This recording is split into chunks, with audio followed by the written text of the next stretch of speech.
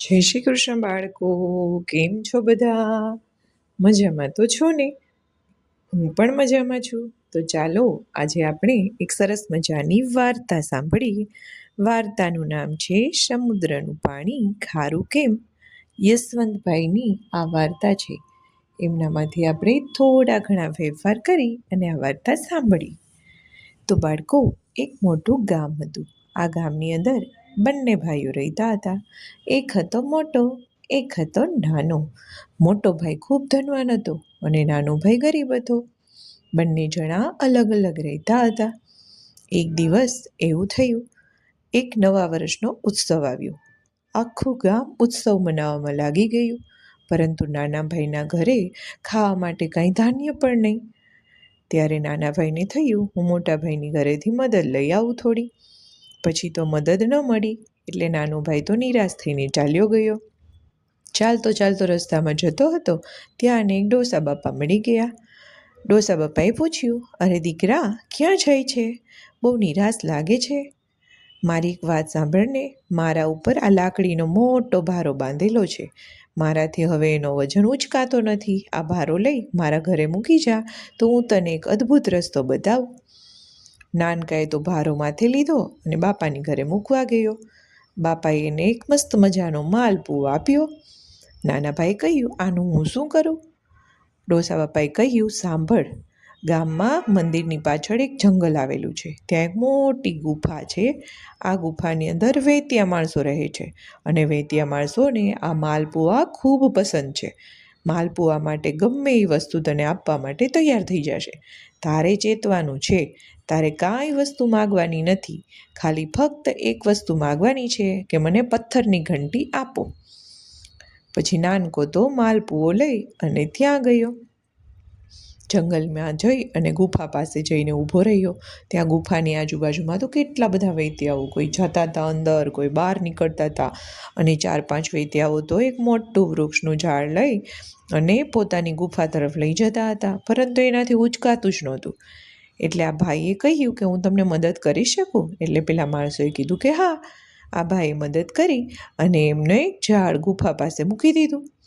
ત્યાં મૂકવા ગયો ને ત્યાં એમને એક ધીમેકથી અવાજ સંભળાયો, બચાવો બચાવો, મરી જાઈશ મરી જાઈશ.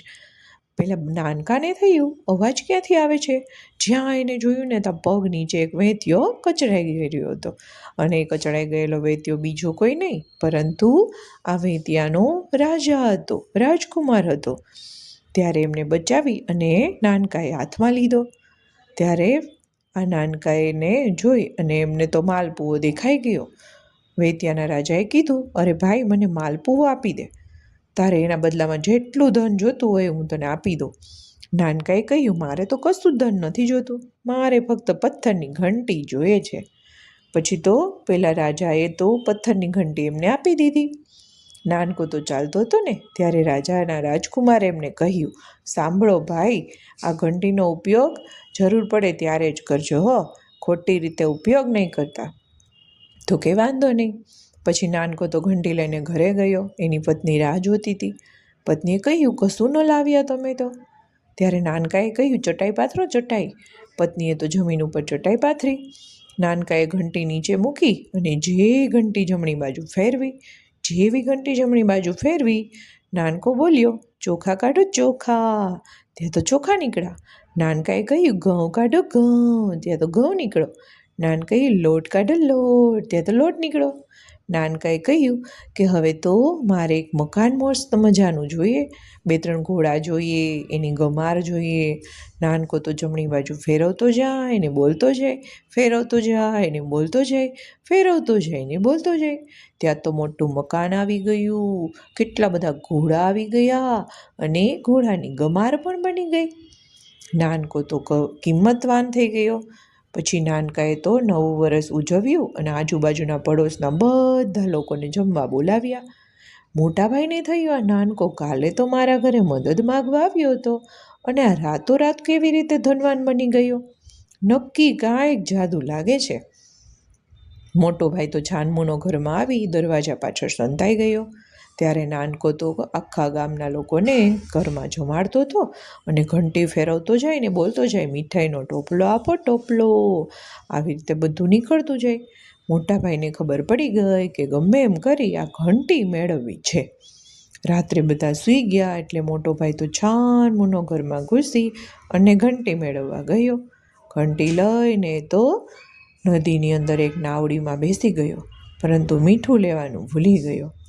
હવે તો એમને થયું હાલને ઘંટીમાં બોલું. ત્યારે ઘંટી જમણી બાજુ ફેરવી અને એ તો બોલ્યો, મીઠું આપો મીઠું. ત્યાં તો મીઠોનો ઢગલો નાવડીની અંદર થઈ ગયો અને ઘંટીમાંથી મીઠું નીકળતું બંધ જ ન થાય. આખી નાવડી ભરાઈ ગઈ અને એટલો વજન થયો કે નાવડી આખી ડૂબી ગઈ. કેમ કે આ ભાઈને તો પછી મીઠું બંધ કેમ કરવું એ તો આવડતું નહોતું. ખાલી માગી એટલે નીકળતું જાય. મોટા ભાઈને થયું અરે આ તો ઉલમાંથી ચૂલમાં પડ્યા.